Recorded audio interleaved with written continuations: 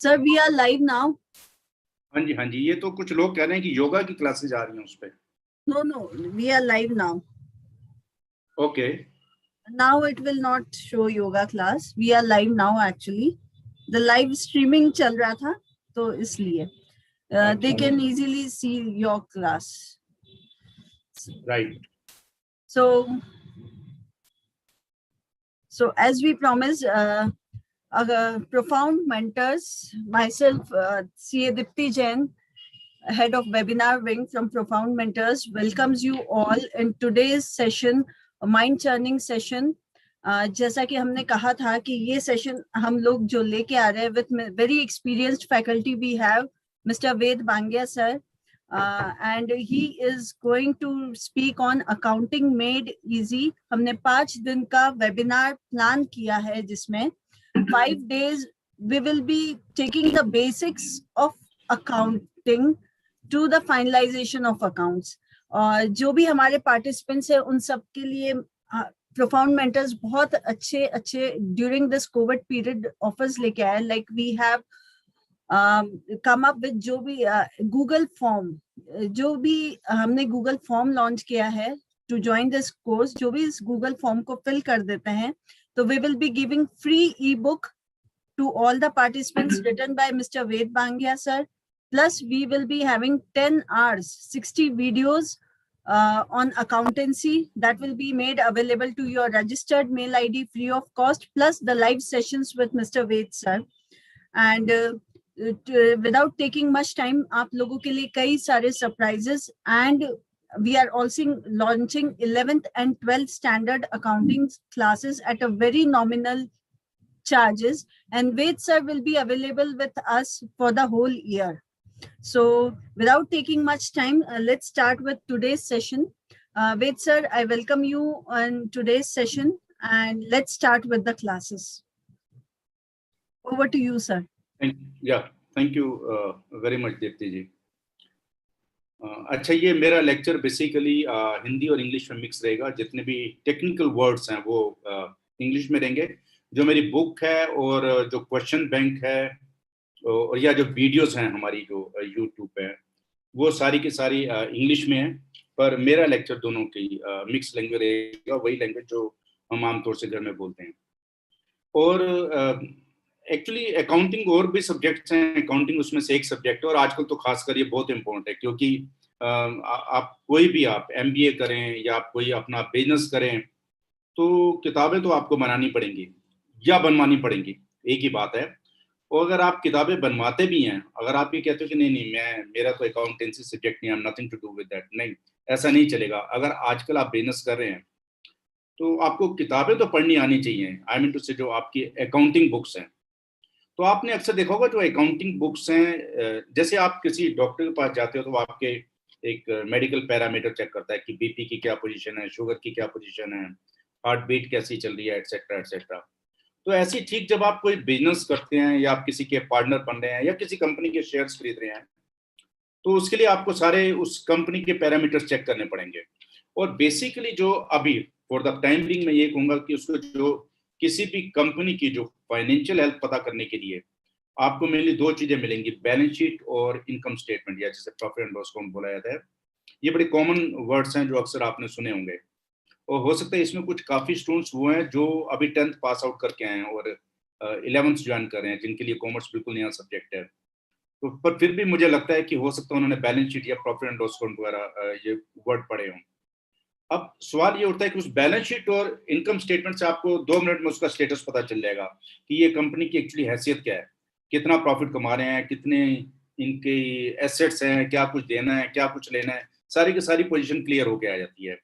और अक्सर मैं प्रोफेशनल की अगर बात करूं, अक्सर वो इस बात पे एक बड़ी मिस्टीरियस बात है कि पूरे साल हजारों लाखों ट्रांजेक्शन चलती रहती है, लास्ट में एक छोटी सी बैलेंस शीट कैसे बना देते हैं, ये एकदम प्रॉफिट कैसे एग्जैक्टली निकालते हैं कि इस कंपनी का प्रॉफिट 15,18,312 रुपए था, ये कैसे कैलकुलेट कर लेते हैं. ये कोई बहुत बड़ी कोई रॉकेट साइंस नहीं है. ये तो अभी आपको विद इन 1 वीक पता चल जाएगी. विद इन 1 वीक क्या, मेरे ख्याल से विद इन 4 और 5 डेज मैं बता दूंगा कि ये प्रॉफिट कैलकुलेट कैसे किया जाता है ओवरऑल, जब मैं अकाउंटिंग का व्यू दूंगा. तो अब हम जो आपको अकाउंटिंग बेसिकली बेसिक्स सिखाने जा रहे हैं, और इसमें अकाउंटिंग साइकिल सिखाएंगे कि कैसे ट्रांजेक्शन्स जब पहली बार होती है, आपने कुछ बेचा या खरीदा, उसको कैसे ब्लैक एंड व्हाइट किया जाएगा, मतलब नोट डाउन किया जाएगा, और कैसे वो जो ट्रांजेक्शन जो नोट किया आपने, एंट्री नोट किया, वो कैसे जाके प्रॉफिट में कन्वर्ट हो जाएगी, कैसे प्रॉफिट पे अपना असर डालेगी। अगर आपके लिए मिस्टीरियस बात है तो ये मिस्टीरियस जो मिस्ट्री है टूटने वाली है विद इन 4 days। तो इसमें इस समय जो मुझे पता चला है कि कुछ स्टूडेंट्स 11th के हैं और 12th के भी हैं, और जो अभी जो मेरे पास व्हाट्सएप जो लिंक आया, जो मेरे पास कॉरेस्पॉन्डेंस चल रहा था, और कुछ स्टूडेंट्स ऐसे हैं जिन्होंने बीएससी कर किया और वो या इंजीनियरिंग करके जो प्लान कर रहे हैं कि हम आगे एमबीए करेंगे। अगर एमबीए करनी है तो आपको थोड़ी बहुत अकाउंटेंसी की नॉलेज होना बहुत जरूरी है, क्योंकि उसके बगैर आप नहीं पूरी तरह से मैनेजमेंट कोर्स कर पाओगे। और कुछ लोग ऐसे हैं जो अपना बिजनेस कर रहे हैं, और कुछ बैंकर्स भी हैं इसमें, तो अकाउंटेंसी तो उनको भी जानी है, क्योंकि उनकी बैकग्राउंड जो है अकाउंटेंसी की नहीं थी, किसी की साइंस बैकग्राउंड है और या किसी की इंजीनियरिंग बैकग्राउंड है, तो उनके लिए कोर्स बड़ा यूजफुल रहेगा। ये टोटली फ्री है, ये वाला कोर्स 100% फ्री है। इसमें ऑलमोस्ट 20 आवर्स की आपको ये जूम क्लासेस चलेंगे, आपकी यूट्यूब क्लासेस चलेंगे, और इसके अलावा आपको हम जो एक्सेस दे रहे हैं वो 10 आवर की लगभग वीडियोस है, 57 वीडियो लेक्चर्स है बेसिक्स पर। तो आप उन्हें यूट्यूब पर कभी भी देख सकते हो, या आपके पास ज्ञान स्टेशन का लिंक होगा या प्रोफाउंड का लिंक होगा, वहां से आप जो है फ्री वीडियो देख सकते हो। सॉरी और टू दूसरी इंटरप्ट, बात दैट है, इज प्रोफाउंड मेंटर्स एप्लीकेशन हाँ, पे वो 60 वीडियोस का पूरा कोर्स उनको फ्रीली हाँ अवेलेबल। वो आपको मिल जाएगा, टोटली फ्री मिलेगा। और इसके अलावा आपको ई बुक दे देंगे, जो बहुत ही मतलब जो ई बुक लिखी गई है वो टारगेट रीजन से बनाया गया कि जैसे 15 ईयर का कोई जो बच्चा होता है उसको भी समझ आ रहे हैं। मतलब हमारा बेंच मार्क बहुत जो है उसका नीचे था, वो कुछ ज्यादा hi fi language, technical language नहीं लिखी गई उसमें। तो ये अब फिलहाल अब जो जिस मिस्ट्री को हम तोड़ने वाले हैं वो ये है कि ये अकाउंटेंसी ओवरऑल क्या होती है, ये कैसे बैलेंस शीट्स बनती हैं, कैसे इनकम स्टेटमेंट बनती हैं, कैसे कैश बुक बन जाती हैं, ये सारी चीजें जो हम स्टार्ट करने जा रहे हैं। तो फिलहाल जो मैं बेस बनाऊंगा वो बेस बनाऊंगा अपनी उसी बुक को, जो बुक आपके अभी आपको मिल जाएगी, आपके ईमेल पे आ जाएगी, या आपको कुछ लोगों ने डाउनलोड कर भी लिया जिनको लिंक भेजा था, तो वो अब हम स्टार्ट करने जा रहे हैं। अच्छा, अगर आपने ये वाला बेसिक कोर्स कर लिया, मैं पर्टिकुलर अगर अगर आप 11th के स्टूडेंट्स की बात करूं, तो जो 11th में अभी अकाउंटेंसी ले रहे हैं, आप कहीं भी ट्यूशन पढ़िए, किसी भी स्कूल में जाइए, अच्छी बात है, मेहनत कीजिए, पर उससे पहले आप ये वाला कोर्स जरूर कीजिएगा, इसे आप डिसकंटिन्यू मत कीजिएगा।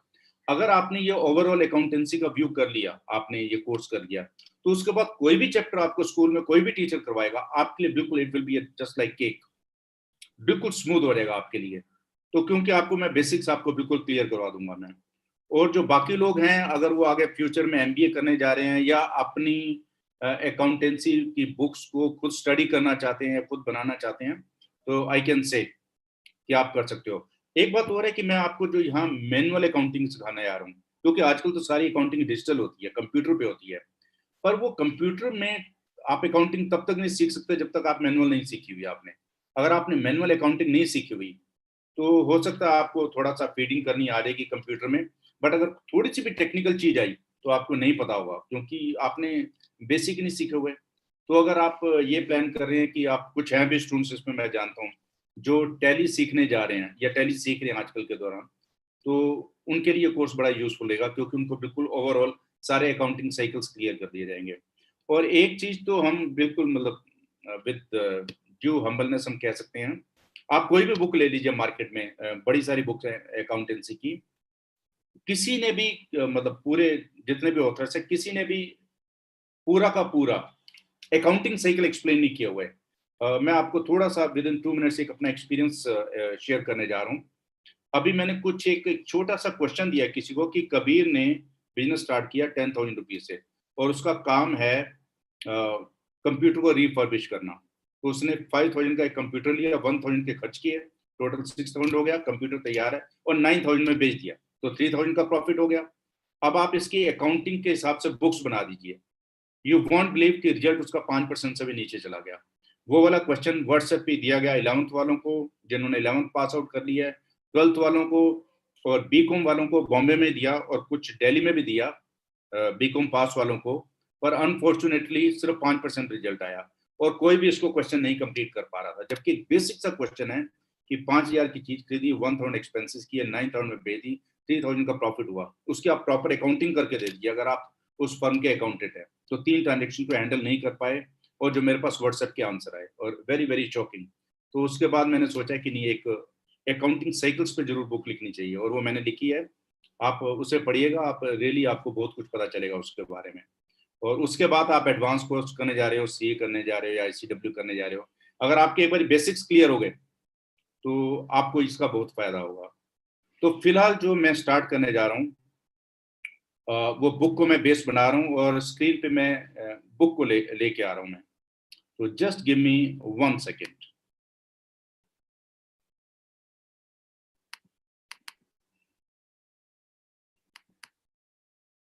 Just a minute.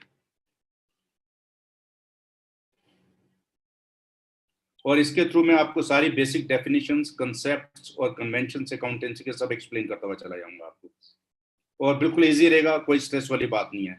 बस आपका थोड़ा सा आपका मोटिवेशन होना चाहिए, इंटरेस्ट होना चाहिए कि आपको ये अकाउंटेंसी के बारे में आप सीखना चाहते हैं। Just a minute.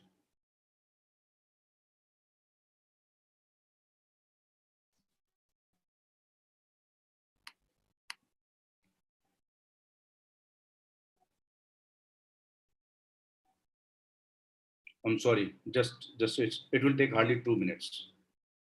मैं बुक का फर्स्ट पेज ला रहा हूँ।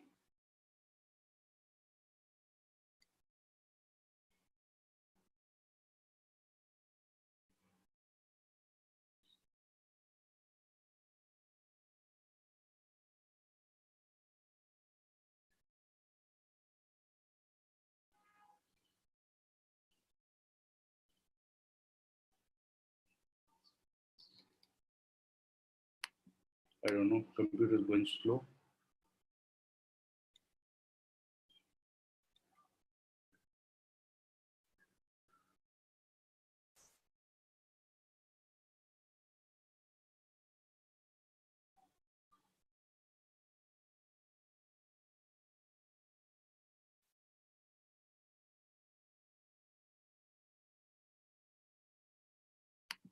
अच्छा चलो, मैं जब तक ये स्टार्ट करता हूँ आपके ये बुक जब तक वो आ रहा है उसमें पेज, तो सबसे पहले मैं कुछ एक बेसिक डेफिनेशन से स्टार्ट करना चाहता हूँ। उसमें जो आपके जो सीनियर्स हैं उनके लिए हो सकता है थोड़ी सी ये बहुत ही ईजी बात हो, पर जो बीच में 11th के स्टूडेंट्स हैं उनके लिए काफ़ी यूजफुल है, क्योंकि वो बेस बनाना उनके लिए बहुत ज़रूरी है। सबसे पहले एक डेफिनेशन आती है कि व्हाट इज बिजनेस।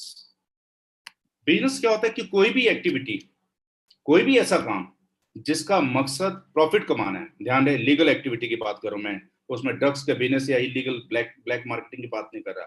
कोई भी लीगल एक्टिविटी जिसका मेन मकसद प्रॉफिट कमाना है, उसे अगर वो सारी एक्टिविटीज को बिजनेस बोलते हैं। नेचुरली आप में से कुछ लोग हैं जो पहले बिजनेस कर रहे हैं, मेन मकसद क्या है? प्रॉफिट कमाना। और कुछ ऐसे हैं जो स्टूडेंट्स हैं, पढ़ लिख के आगे डिग्रीज लेंगे, हायर डिग्रीज लेंगे, जॉब में जाएंगे, बिजनेस करेंगे, और उनका भी मेन मकसद क्या होगा? बिजनेस प्रॉफिट कमाना होगा। तो कोई भी ऐसी एक्टिविटी करना उसे बिजनेस बोलेंगे। और जब आप बिजनेस कर रहे होते हैं तो उसमें काफी, मैं जॉब की बात नहीं कर रहा क्योंकि पैसे कमाने के लिए जॉब भी की जाती है, दैट्स समथिंग डिफरेंट। बिजनेस में क्या होता है कि जब आप कोई चीजों को, कुछ पर्टिकुलर आइटम्स को खरीदना बेचना शुरू कर देते हो और उसके थ्रू प्रॉफिट कमाना। बेसिकली तो बिजनेस में क्या होता है कि आप एक सस्ती चीज खरीदते हो, उसे महंगी बेच देते हो। फॉर एग्जाम्पल, आपके पड़ोस में कोई बुक शॉप है, तो बुक शॉप वाला क्या करता है, एक अपने होलसेलर से सस्ती सी बुक्स ले आता है, दुकान पे सजा के रख लेता है और आपको महंगी बेच देता है और वहां से प्रॉफिट कमा लेता है। उसका प्रॉफिट कमाने का यही तरीका होता है। और अगर हम देखा जाए तो फॉर एग्जाम्पल, अगर किसी की बेकरी है तो वो क्या करता है, वो अपना आटा वगैरह लाता है, गेहूं वगैरह लाता है, व्हीट वगैरह लेके उसको जो है डो बना के और ब्रेड केक वगैरह बना के आगे बेच देता है। तो उसका बिजनेस अलग टाइप हो गया क्योंकि उसने फैक्ट्री लगाई हुई है। वो क्या कर रहा है कि अपनी जो चीजों की शक्ल बदल रहा है, क्योंकि बिजनेस भी दो टाइप के होते हैं। या तो क्या होता है कि एक चीज जो है एज इट इज आगे पास ऑन कर दी जाती है, जैसे बुक शॉप वाला है आपके पड़ोस में, तो वो बेसिकली ट्रेडिंग का बिजनेस कर रहा है कि जो आइटम आती है उस आइटम का एज इट इज आगे पास ऑन कर देता है, उसमें चेंज नहीं करता। तो अगर आपके पड़ोस में अगर किसी की बेकरी है तो वो ट्रेडिंग बिजनेस नहीं होगा, वो बेसिकली मैन्युफैक्चरिंग बिजनेस बोला जाता है, या जैसे बोलते हैं प्रोडक्शन बिजनेस बोला जाता है। जो आइटम खरीदी जाती है वो आइटम एज इट इज आगे पास ऑन नहीं किया थी, उसको प्रोसेस किया जाता है, उसको प्रोसेस करके आगे बेचा जाता है और प्रॉफिट कमाया जाता है। और एक और होता है जब आप बिजनेस कर रहे हो, चाहे आप ट्रेडिंग कर रहे हो या आप मैन्युफैक्चरिंग कर रहे हो, कुछ भी कर रहे हो, उसमें जस्ट अ मिनट, मैं इसमें जो है मेरा एक पेज आ रहा है, एक पेज। हाँ, तो मैं अभी बोल रहा था कि कुछ ट्रेडिंग बिजनेस होते हैं और कुछ मैन्युफैक्चरिंग बिजनेस होते हैं। मैन्युफैक्चरिंग में क्या होता है, चीज की, उस आइटम की शेप बदल दी जाती है, पर ट्रेडिंग में वो आइटम की शेप नहीं बदली जाती। जब आप बिजनेस कर रहे हो तो कुछ खरीदते हो, कभी बेचते हो, किसी को सैलरी दे रहे हो, कभी कोई नुकसान हो गया, कभी कोई चोरी होगी, बहुत सारे इंसिडेंट्स होते रहते हैं। और अगर उस इंसिडेंट की अगर मनी वैल्यू है तो उसे बोला जाता है ट्रांजेक्शंस टेक्निकली। तो बिजनेस के जितने भी इवेंट्स और जितने भी गिव एंड टेक होते हैं, जितने भी लेन देन होते हैं, पैसे लेने, पैसे देने, सामान खरीदना, सामान बेचना, सैलरी देना, खर्चे करना, ये सारी की सारी चीजों को, इन सारी एक्टिविटीज को बोला जाता है टेक्निकली ट्रांजेक्शंस। तो ट्रांजेक्शंस को आप कह सकते हो कि कोई भी any activity related to business is called transactions, but that must be carrying some money value. अगर किसी इवेंट की अगर मनी वैल्यू नहीं है तो उसको हम ट्रांजेक्शन नहीं बोलेंगे। फॉर एग्जाम्पल, आप एक बुक शॉप चला रहे हैं और बुक शॉप में आपका एक सेल्समैन बहुत बढ़िया है और उसने क्या किया, वो आपकी जॉब छोड़ के चला गया। आपको पता है कि अब जो है दुकान संभालनी मुश्किल हो जाएगी, आपका लॉस है, पर आप इसकी एग्जैक्टली जो है मनी लॉस कैलकुलेट नहीं कर सकते, तो ये बिजनेस की ट्रांजेक्शन नहीं होगी। तो अगर आपकी दुकान से अगर 10,000 रुपए का सपोज माल चोरी हो गया, नुकसान हो गया, तो ये एक ट्रांजेक्शन कहलाएगी। पर आपका जो सेल्समैन आपको छोड़ के चला गया, जो आपके लिए बहुत वैल्यूएबल था, वो ट्रांजेक्शन नहीं कहलाएगा। और एक इसमें जो आइटम होती है वो होती है गुड्स की। एक एक ट्रांजेक्शन में जो डेफिनेशन गुड्स की बताना चाहूंगा। मैंने अभी बताया कि आपको अगर आप कोई बिजनेस करेंगे या तो मेनली ट्रेडिंग कर रहे होंगे या मैन्युफैक्चरिंग कर रहे होंगे, वैसे तो कुछ बिजनेस ऐसे भी होते हैं जहाँ सर्विसेज प्रोवाइड किया जाते हैं, उसे मैं बाद में लूंगा।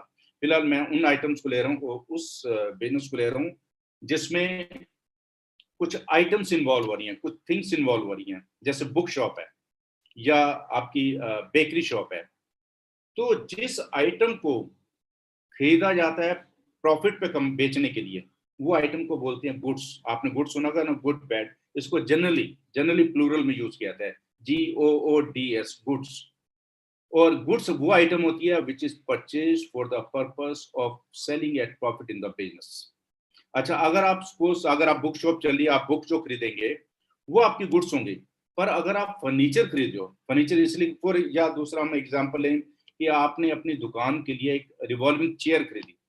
अब उस रिवॉल्विंग चेयर को जो आपने दुकान के लिए खरीदी वो आपकी गुड्स नहीं कहलाएगी, क्योंकि रिवॉल्विंग चेयर आपने प्रॉफिट पर बेचने के लिए नहीं खरीदी हुई, बल्कि अपनी कन्वीनियंस के लिए, बैठने के लिए खरीदी है। वो आपकी गुड्स नहीं होगी। पर जो आपकी बुक्स होंगी वो आपकी गुड्स होंगे।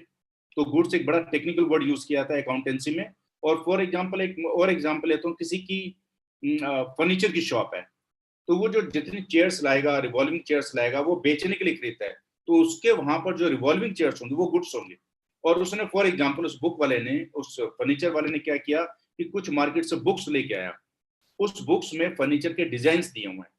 वो बुक्स जो है उसकी गुड्स नहीं होंगी, क्योंकि वो बुक्स अपने यूज के लिए खरीदी हैं, ना कि प्रॉफिट पे बेचने के लिए। अगर कोई कस्टमर आता है तो वो सामने बुक रख देता है, बताइए कौन सा आपको डिजाइन पसंद है फर्नीचर का, हम वैसे चेयर बनवा देंगे या फर्नीचर बनवा देंगे, उसमें सारे डिजाइन हैं। तो वो बुक्स उसकी गुड्स नहीं होंगी। और उसके जो फर्नीचर जो पड़े हुए हैं, सोफा पड़ा हुआ है, बेड पड़ा हुआ है, टेबल पड़ी हुई है, चेयर पड़ी हुई है, वो सारी उसकी गुड्स कहलाएंगी।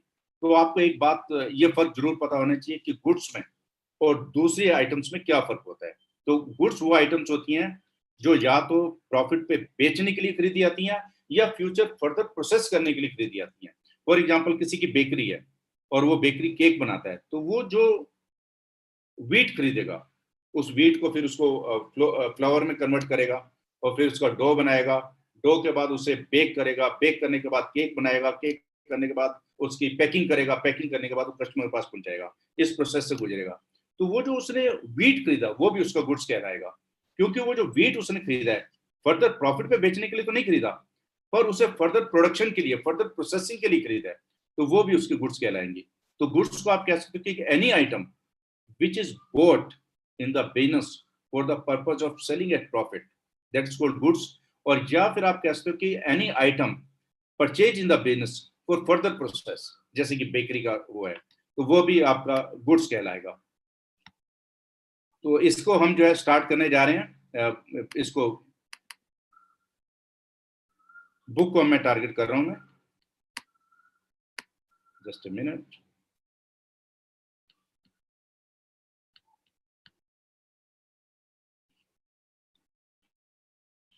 तो एक ट्रांजेक्शन का मैंने मीनिंग बताया, आपके सामने बुक आ रही होगी, उम्मीद है ठीक ठाक चली होगी ये।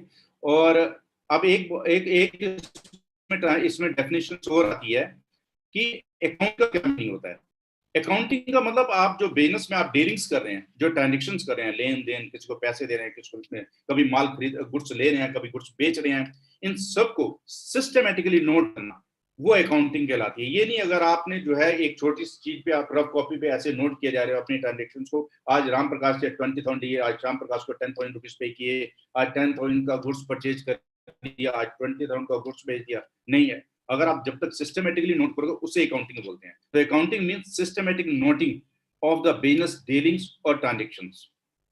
अच्छा, एक बात हो रहा है कि अगर आप अकाउंटिंग कर रहे हैं, तो क्या होगा, आपको कुछ स्पेसिफिक रूल्स आपको फॉलो करने पड़ेंगे, क्योंकि अकाउंटिंग एक टेक्निकल सब्जेक्ट है। वो जो रूल्स होते हैं जिनको आप फॉलो करते हो अकाउंटिंग में, उन्हें या तो जो specific rules of accounting are called concepts, conventions, standards और प्रिंसिपल्स ऑफ अकाउंटिंग। ये हम धीरे धीरे एक्सप्लेन करते जाएंगे, कितने कंसेप्ट्स हैं और कितने कन्वेंशंस हैं, स्टैंडर्ड्स कितने हैं, प्रिंसिपल्स कितने हैं। ओवरऑल अगर हम बड़ी मैं आम भाषा में बोलूं तो this is the rules of doing accounting. उन सबको किसी को कंसेप्ट बोला जाता है, किसी को कन्वेंशन बोला जाता है, किसी को स्टैंडर्ड बोला जाता है। अच्छा, अब हम सबसे पहले स्टार्ट कर रहे हैं कि अकाउंटिंग इक्वेशन क्या होती है। Accounting equation means any equation related to the accounting that is called accounting equation. आप इक्वेशन का मीनिंग जानते हो ना, इक्वेशन मीन जब दो चीजें इक्वल होती हैं, इक्वेट कर रही हो तो उसे इक्वेशन बोला जाता है। मैथमेटिक्स में आपने खूब इक्वेशंस की होंगी। इसी तरीके से अकाउंटिंग इक्वेशन भी होती है। अकाउंटिंग इक्वेशन में क्या होता है, अकाउंटिंग इक्वेशन में any equation that is related to accounting that is called accounting. अच्छा, इस बुक में अगर आप देखेंगे कि इसमें मैंने एमसीक्यू और अगर आप ये बुक पढ़ेंगे तो नीचे सारे इसमें क्विज वगैरह दिए हैं जो आप प्रैक्टिस कर सकते हैं इसको थोड़ा सा और अंडरस्टैंड करने के लिए। अच्छा, इसके बाद मैं ला रहा हूँ अकाउंटिंग इक्वेशन एपिसोड नंबर 2। ये suppose this is following the accounting equation. Accounting equation क्या होती है, capital plus liabilities is equal to assets. Accounting equation जो अब आप सीखने जा रहे हो कि सबसे पहले आपको हम अकाउंटिंग इक्वेशन सिखाने जा रहे हैं जिसके थ्रू आप बैलेंस शीट भी बना पाओगे और किसी भी कंपनी का, किसी भी फर्म का प्रॉफिट भी कैलकुलेट कर सकते हो। और उसकी जो इक्वेशन होती है वो होती है कैपिटल प्लस लायबिलिटीज, आपको स्क्रीन पे नजर आ रहा होगा, that is equal to assets. अब सबसे बड़ी बात होती है कि कैपिटल क्या चीज होती है।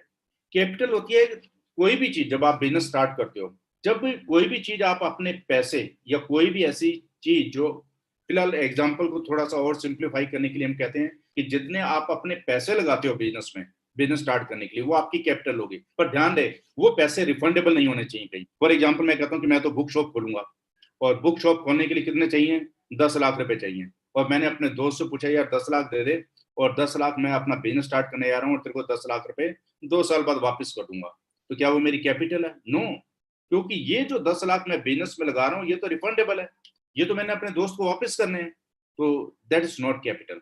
तो capital is the contribution of cash और any other asset to the business from own resources which is non refundable to anyone in future. अब मैं एक दूसरा एग्जांपल लेता हूँ। फॉर एग्जांपल मैंने ग्रेजुएशन की और ग्रेजुएशन के 6 महीने 1 साल मैंने ट्यूशंस पढ़ाई और ट्यूशन से मैंने पैसे बचा के रख लिए। सपोज मेरे पास 5 लाख रुपए इकट्ठे हो गए और मैंने सोचा क्यों ना एक बुक शॉप खोली जाए, क्योंकि बुक शॉप खोलने के लिए मुझे क्या करना पड़ेगा, दुकान का एडवांस में किराया देना पड़ेगा, फर्नीचर खरीदना पड़ेगा, बुक्स खरीदनी पड़ेंगी, तो मिनिमम 5 लाख रुपए चाहिए, वो मेरे अपने थे।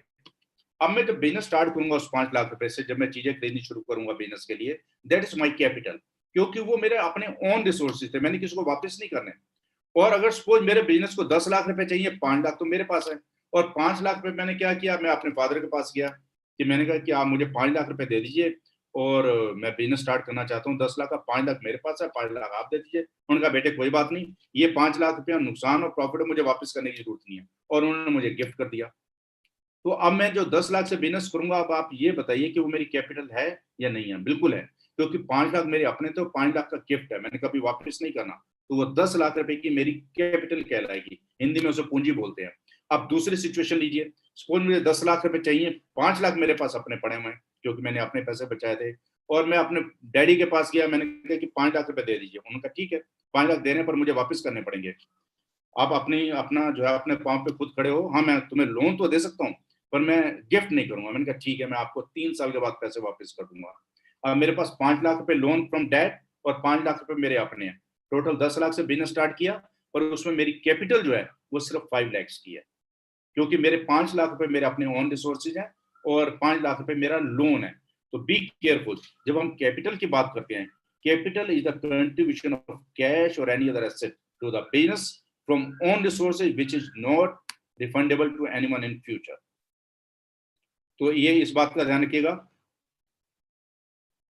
अच्छा, अब क्वेश्चन ये उठता है कि अभी मैंने बताया कि हर एक ट्रांजेक्शन को, अब हम आपको अकाउंटिंग रियल में प्रैक्टिकल सिखाने जा रहे हैं कि अकाउंटिंग इक्वेशन में क्या होता है कि जितनी भी ट्रांजेक्शन होती हैं उसको जो है अकाउंटिंग इक्वेशन में लगा दिया जाता है। और अकाउंटिंग इक्वेशन क्या है हमारी, capital plus liabilities equal to assets.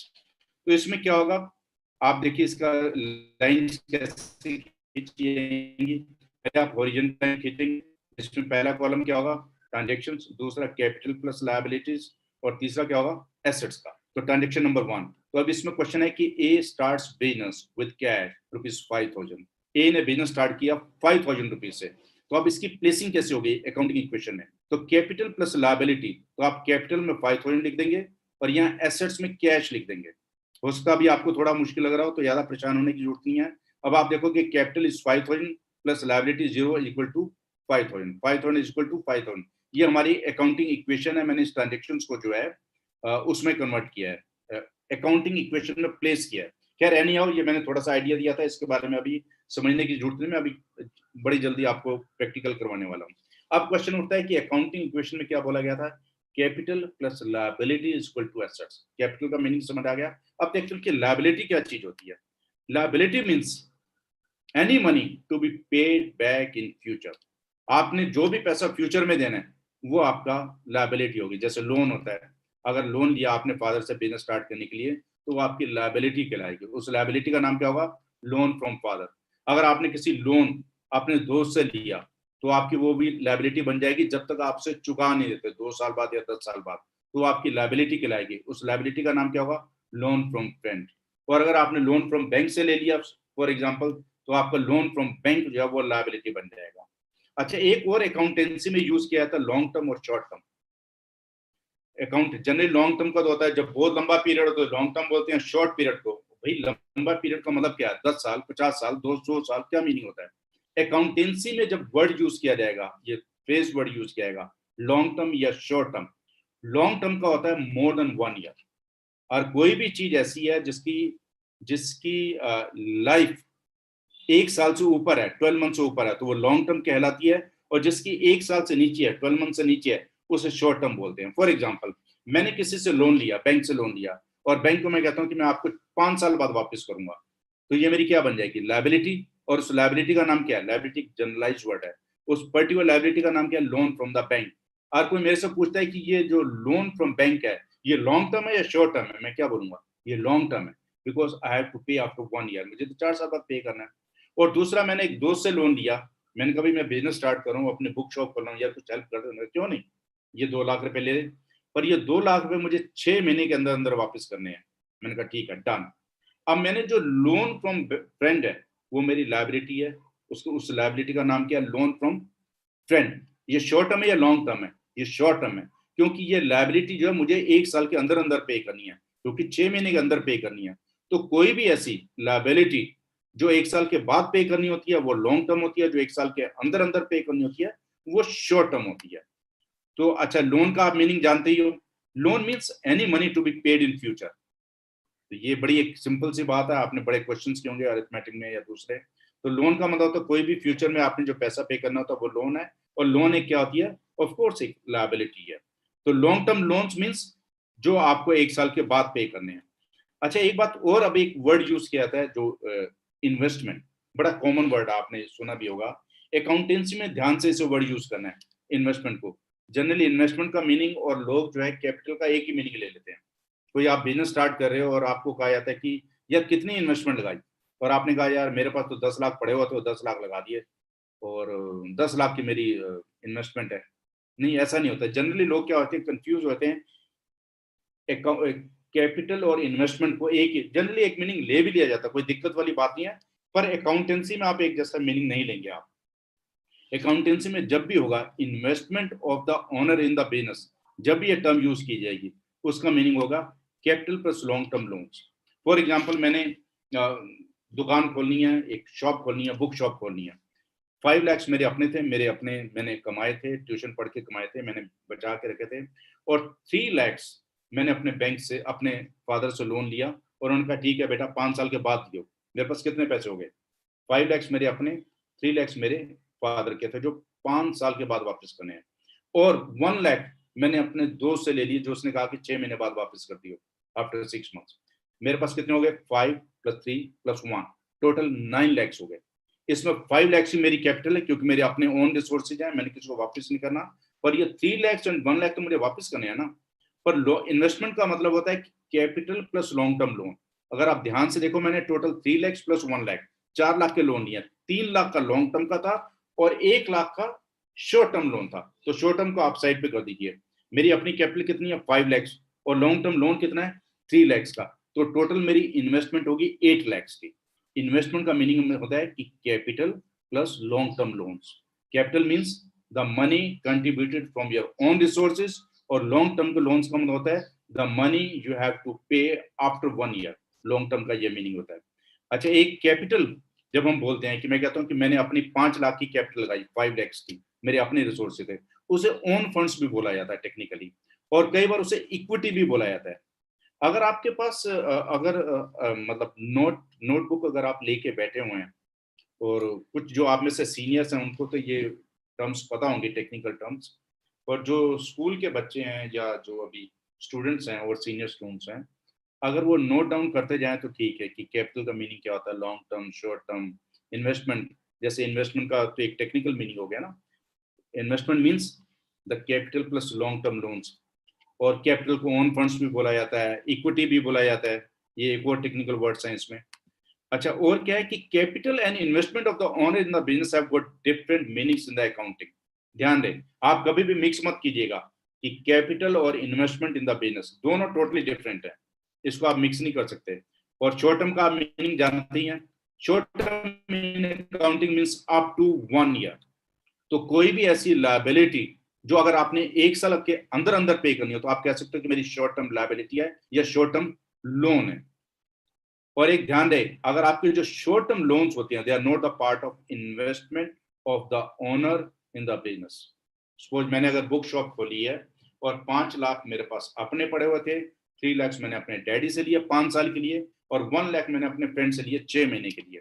Total मेरे पास हो गए 9 लाख। इसमें से 8 लाख सिर्फ कैपिटल इन्वेस्टमेंट है, उस 1 लाख को इंक्लूड नहीं कर सकते। अगर कोई मेरे से पूछता है कि भाई साहब आपकी कैपिटल कितनी है, मैं कहूंगा 5 लाख। तो ये आपकी इन्वेस्टमेंट कितनी है, मैं बोलूंगा 5 + 3 8 लाख। तो पर वो कहेगा टोटल बिजनेस में कितना पैसा लगाया, 9 लाख। वो जो 1 लाख रुपए मैंने 6 महीने के लिए उधारे मांगे हुए हैं, लोन लिया हुआ है, उसको इन्वेस्टमेंट का पार्ट नहीं मानेंगे। अच्छा, एक और इसमें जो वर्ड यूज किया गया था, साइकिल ऑफ एक्टिविटीज। एक टेक्निकली मैं वर्ड यूज करना शुरू करूंगा, साइकिल। आप जानते हो ना साइकिल क्या होती है? Cycle means wheel. एक व्हील होता है ऐसे घूमते हुए, अगर आप देखोगे फिर वही पॉइंट पे फिर वापस आ जाता है, वहां से फिर ऊपर उठता हुआ जाता है। साइकिल जब चल रही होती है फिर वहीं पर आ जाता है, मतलब एक रिपीटेटिव एक्टिविटीज फिर वहां पर वापस आ जाती हैं, उसे जो है साइकिल बोला जाता है। तो cycle of the activity means set of repetitive activities. अच्छा, अकाउंटिंग एक्टिविटी मीन्स, अब ये क्या होता है कि अगर कोई भी टर्म यूज की जाए कि accounting activity, accounting activity means any activity related to accounting, that is called accounting activity. और अकाउंटिंग का मीनिंग क्या होता है? अकाउंटिंग का मीनिंग क्या होता है कि किसी भी बिजनेस ट्रांजेक्शन्स को, डीलिंग्स को सिस्टमेटिकली नोट करना किताबों में, उससे जो है अकाउंटिंग बोला जाता है। ठीक है, तो अकाउंटिंग एक्टिविटी का मीनिंग पता होना चाहिए। और अकाउंटिंग साइकिल एक टर्म यूज किया जाएगा technically. Accounting cycle means cycle related to accounting. Cycle means repetitive activities. और अकाउंटिंग का मतलब होता है किसी ट्रांजेक्शन को, बिजनेस ट्रांजेक्शन को सिस्टमेटिकली नोट करना, तो वो आपका अकाउंटिंग कहलाती है। तो accounting cycle means repetitive accounting activities in the business. अगर आप कोई बिजनेस कर रहे हैं, उसमें अकाउंटिंग एक्टिविटीज कर रहे हैं और वो बार बार सेम रिपीट हो रही हैं, और बिजनेस में भी ऐसा ही होगा आपका। अकाउंटिंग आप नोट करते जाओगे, साल के दौरान बंद कर दोगे, फिर दोबारा नोट करनी शुरू करोगे, फिर साल के साल फिर बंद कर दोगे, फिर दोबारा नोट करोगे अगले साल, फिर 1 साल के बाद बंद कर दोगे, इसलिए इसे अकाउंटिंग साइकिल बोला जाता है। अच्छा, इसमें एक और मैं फिर दोबारा means money contributed from your own resources for the business. Liability means एक और भी टर्म यूज किया था, liability means owing by the firm. आप कोई भी बिजनेस कर रहे हो, फॉर एग्जांपल अगर आपने बुक शॉप खोली है, तो बुक शॉप आपकी फर्म का नाम है, suppose classic book store for example, classic book store ये आपकी फर्म हो गई, आपके बिजनेस का नाम हो गया। तो ये क्लासिक बुक स्टोर जितनी भी लायबिलिटीज फर्म ने देनी होती है, हमने देनी है या फर्म ने देनी है, वो उसे ओइंग भी बोला जाता है। तो जितनी भी हमारी बिजनेस की ओइंग्स होती हैं, बैंक को पैसे देने हैं, किसी सेल्समैन को सैलरी देनी है, सप्लायर को क्रेडिट पे बुक्स खरीदी थी वो वापस करने हैं पैसे फ्यूचर में, और गवर्नमेंट को टैक्स देने हैं फ्यूचर में, जितनी भी पेमेंट्स आपने फ्यूचर में करनी होती हैं वो लायबिलिटीज होती हैं, और उसे टेक्निकली तो ओइंग बाय द फर्म। और ध्यान दें, बिजनेस की जितनी भी ट्रांजेक्शंस होती हैं, लेन देन होते हैं, इवेंट होते हैं, वो सारे के सारे अकाउंटिंग इक्वेशन को डिस्टर्ब करेंगे।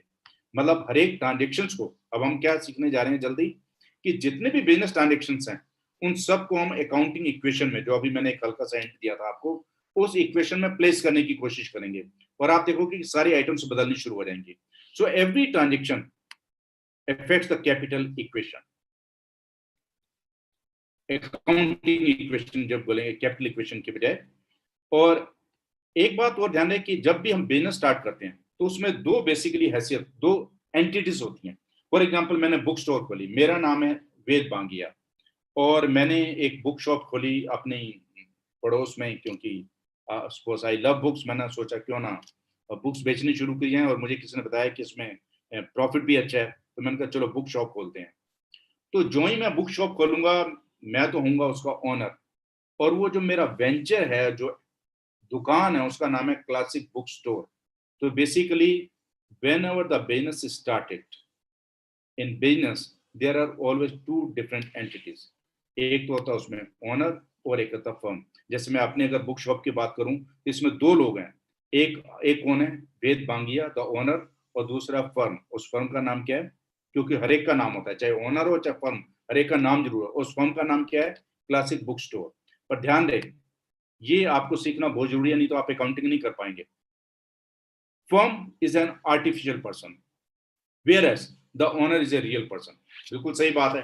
अगर मैंने क्लासिक बुक स्टोर के नाम से अगर कोई बिजनेस स्टार्ट किया है, दुकान स्टार्ट किया है, वेंचर स्टार्ट किया है, फर्म स्टार्ट किया है, तो उसमें क्या होगा कि जो फर्म है मेरी, वो आर्टिफिशियल पर्सन है, क्योंकि क्लासिक बुक स्टोर तो कोई आदमी तो है नहीं, पर जो वेद बांगिया उसको ओनर है, वो रियल पर्सन है।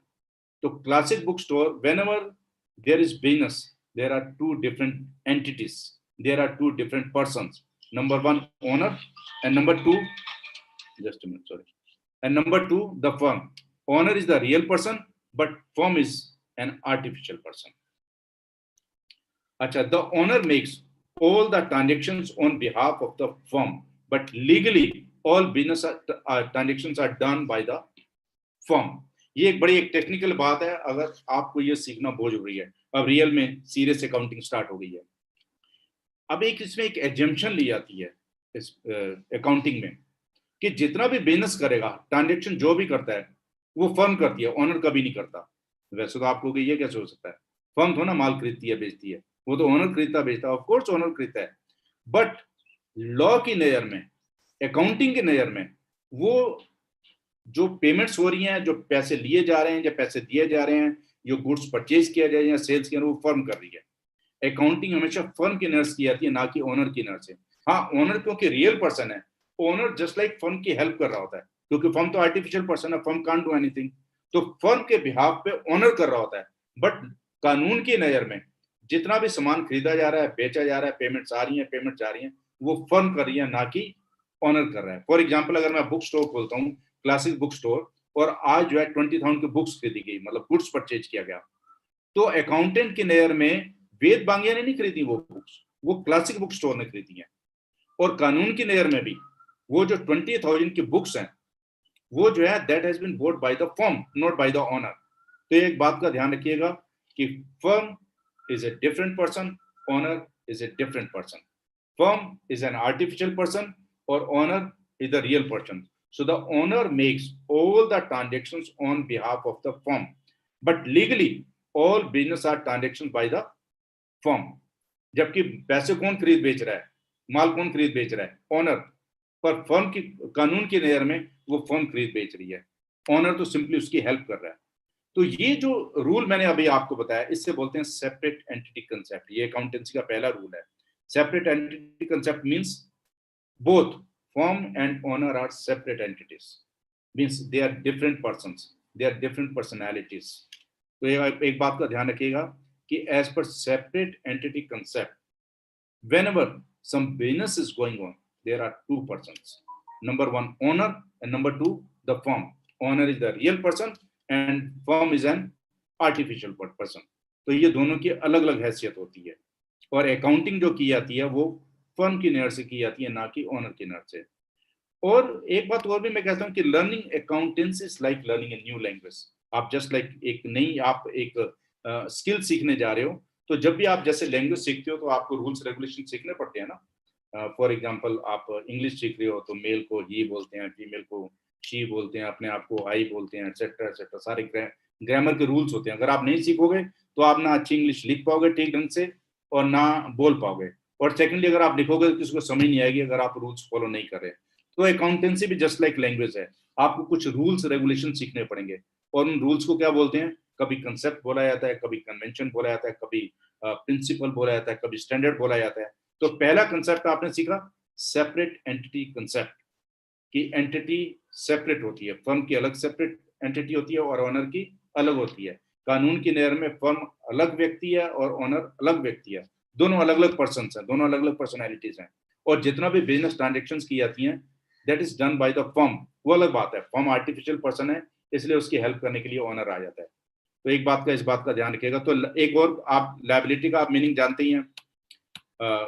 Liability means any owing by the firm और any loan taken from a friend, bank और आउटसाइड सोर्स, वो आपकी लायबिलिटी कहलाएगी। एक बात का और ध्यान रखना, जनरली स्टूडेंट्स कंफ्यूज हो जाते हैं कि लायबिलिटी और लोन एक ही चीज होती है। नहीं, ऐसा नहीं होता। फर्म ने किसी भी चीज के पैसे देने हो, चाहे वो लोन हो चाहे कुछ हो, वो लायबिलिटी होती है। Loan is the part of liability. Loan और लायबिलिटी एक चीज नहीं होती।